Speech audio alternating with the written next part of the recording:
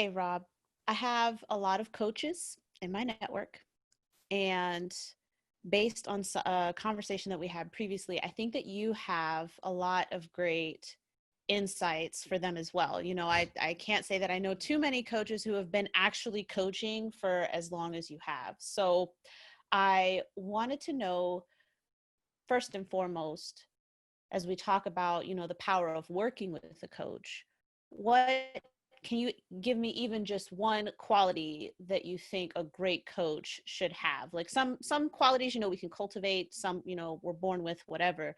But as they're, moving forward and looking at their professional development, what's like one quality they really need to pay attention to? Uh, well, I mean, it kind of depends on what they're trying to do or what they're claiming they can do for and with you. I think if there's one universal quality, it would need to be an honesty and an earnestness about who they Mm-hmm. are and what they can bring, right? And so within that context, if they're I think the problem with coaching, because there's such a low bar of entry to it, and so many people can just hang a shingle and say, put up a sign and go, I'm a coach. Right. Uh, and far too often that is somebody who's recently lost their job. They're 40 something. They're back living with their own parents. They don't know what to do with their own life and they can't figure it out. And then they go, oh, I know, I'll be a life coach, right? But they haven't really worked it out for themselves. So that would be a bit of a dishonest representation of like, I can tell you what to do Sure. with your life, but yet I can't manage my own. There's a lot of people selling money online. And if you really looked at their books, they're not actually making a lot of money. So, Yes. but they know that if they could just get you to pay them, they could make a lot of money. So there's all these big claims. And a lot of it is, it's a bunch of, half truths or maybe even zero truth, it's just not there. So, you want to be able to know that this person is really authentically what they say they are. And, the hope would be that they can really help you do it. Now, do they have to be completely enlightened and evolved in every direction? Maybe not, right? As long as they're coaching on something where they're just a couple of steps ahead of you, they can authentically say, I may not know everything, but I know that's where that step is and that's where that step is. So let me Right. guide you and help you. That's amazing, right? And if somebody wants to help do that, that's fine as well. So yeah, I mean, but I think they have to be honestly what they say they are, and then they have to honestly want to help you, right? So another area of people who may not be of the highest integrity, they're doing it because it's a way for them to make money and they don't Right. really care whether you get an outcome. So there's definitely coaches out there who really care, right? Would actually make your advancement prior to whatever they're interested in, right? So like once I Mm-hmm. take on a client, I'm committed to their transformation. Like that is, they're not getting out of here without changing. Like it's not right. I'm going to seal off all the exits. There's no way but through. Like we're not, Right. you can't get out of here. Right. So because I'm committed, I really am committed to that. And if any of it's difficult, I'm going to hold your hand through that difficulty so that you can get through it. And I'm going to let you be challenged and all that stuff. Right. So I don't think all coaches are doing that. So you want to Mm-hmm. look for that amount of real honesty about who they are and real earnestness in their effort to help you. Okay. Hmm. That sits well with me. I think that really clicks with me about that, because that is my concern when looking at coaches, or and even if I'm not actively looking for a coach, if I'm even meeting a Yeah. coach, are they going to be honest? Like if we did start talking, are they going to honestly tell me whether that I should work with them or not? Right. Like, are they the person who would look me in the face and be like, hey, Ruthie, even though I know that like you could afford me and that there are things about your business or about you that I could help with, I don't think I'm the best fit. Like, I Right. have to be confident that you Yeah. looking me in the face, that you would actually say that for me to, I think, believe you, Totally. Totally. you That's a know, great point. Yeah. because there's so many, like you said, there's a lot of coaches out there. And actually, speaking to that, right, because I Yeah. feel like I had my next question was about determining whether or not the coach would like a good fit, but I feel like you kind of already went into that with the No, I mean honesty piece, because there's that is yeah, there more there's I more. think so. Yeah. I mean, one of the ways, because even if you're certified, it almost doesn't matter because some of that Hmm. certification stuff is not really that helpful. So I think testimonials go a long way, right? Like if you can actually see that other people are earnestly talking about their experience, that's something to trust. I think that there's a weird blend of if you should be able to talk with them before, right? So before Yeah. you're going to make some type of a commitment, you should be able to have a meeting with them and see if it's a fit on some level. And I think you should both really like them and also maybe realize that there may be moments where you don't like them, right? Because there's Sure. Yeah. there's going to be a time where they might need to challenge you. And I think this happens in therapy a lot too, where you get into this polite relationship where nobody wants to hurt anybody's feelings. And part of a coaching context is calling you out and saying like, Yeah. hey, you're not pushing hard enough, or that didn't, what about this? Or hey, I don't think you're seeing it this way. And that a client would need to bring to it is their own commitment to, I'm not going to masquerade or lie to my coach. I'm going to really get honest about, hey, I self-sabotaged again, or I did, I went and ate the cookies again, or whatever it is, right?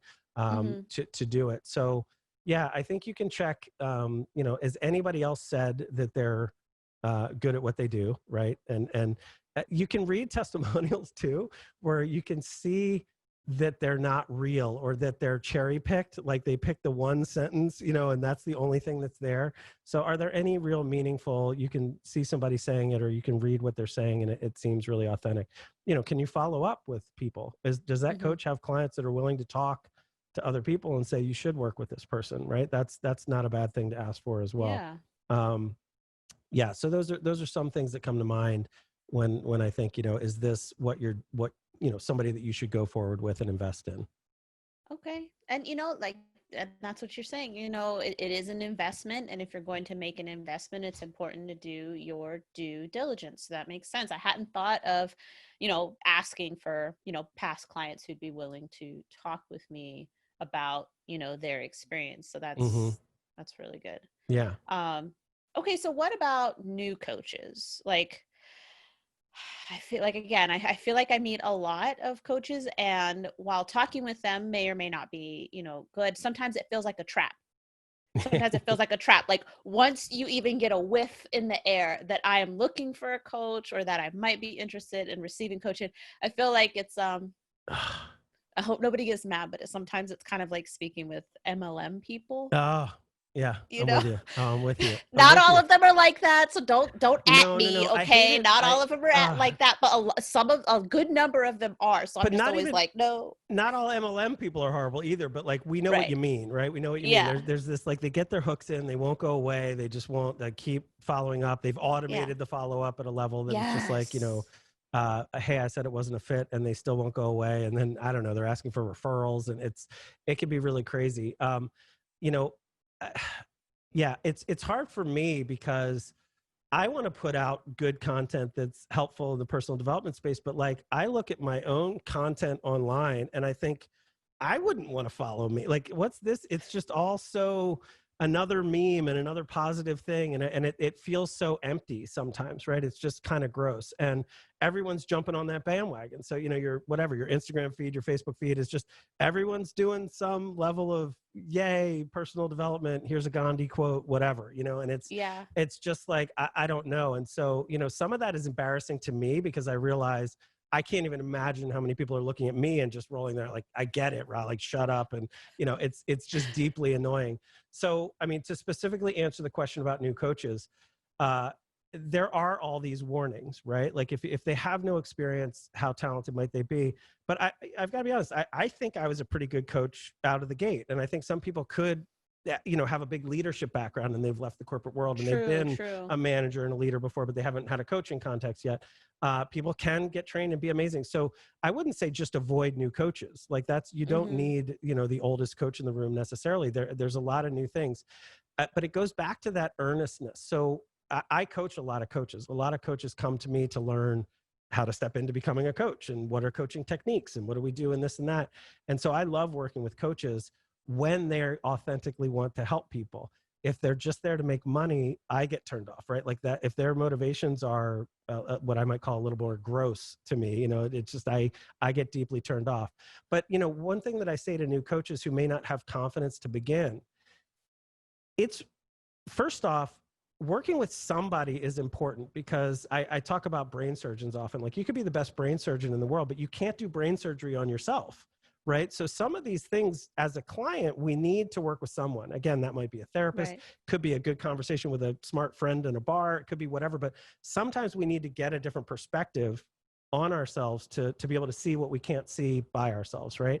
So Yeah. working with any coach, if they're competent at all, I think is a positive thing to do, assuming you can afford it and it fits, you know, all that, right? So working with a coach is great. And even if you're a beginning coach, if you don't have any of like the ninja skills of like, let's get in the subconscious and do this and that, just setting goals with somebody and then holding them accountable, right? Just being a sounding board for like, what are you challenged with? You know, hey, I don't know the answer to that, but I'm here and I hear that it was difficult. What if you refocused? And you just keep pointing them back toward some focus. That can be incredibly valuable.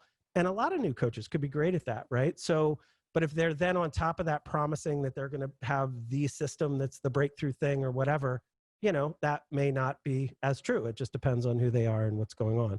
But so, you know, I think with even experienced coaches, you know, because some coaches might burn out and later in coaching, they might not bring the same kind of energy, right? So I think it's back to, can you really sense that this person really wants to help me, that they're really capable of helping me in the way that they promise? If all they're saying is they're going to set some goals with me and hold me accountable, that might be exactly what I need in the moment. And they might have just Right. started last month. That could be great, as long as I sense that they're really what they say they are and they're going to earnestly show up to do that work with me. But Yeah. people, myself included, if you're making enormous claims about how big the transformation can be, I would start checking testimonials. I would start looking into, well, tell me how you're going to do it. Like, you know, let me know what's happening here. And, you know, to some degree, buyer beware, because it is an investment of not only your money, but your time and your attention. And, you know, if you waste Yeah. that with somebody who's a charlatan, Hmm. and then you might be turned off from coaching in general. And that would probably be bad in a bigger sense. So yeah, I the other thing too, and I don't mean to just throw this in, but like the most exceptional people in any field all have coaches, right? Michael Jordan had Yeah. coaches and trainers, and you know, Bill Gates talks about, you know, having coaches, and it's a very very important area if you get the right coach, if you get the person that's really can help you make the transformation. So I'm a fan. Just get the right one, you know. Okay. Yeah. That makes that makes a lot of sense. And yeah, I think especially in the beginning, you know, if you're a newer business, you know, maybe that's what you need, is that person who's going to hold you accountable. And people are like, well, why would I pay somebody to hold me accountable? Well, if you're not going to hold yourself accountable, then, you know, and you're not getting those tasks done. But as you mature as a business, it can, you know, as a business owner, an entrepreneur, a professional, it can seem like, oh well, I'm doing fine, I don't need a coach anymore. But if your goal, and most of the people I know, their goal is not to just coast along at fine for the next, you know, 30, 40, 50 years. They're still looking up, Mm-hmm. you know, and without a coach, it may take you twice or three times as long to get to that next level. So that Yeah. that makes a lot of sense. You know, don't want to waste any time.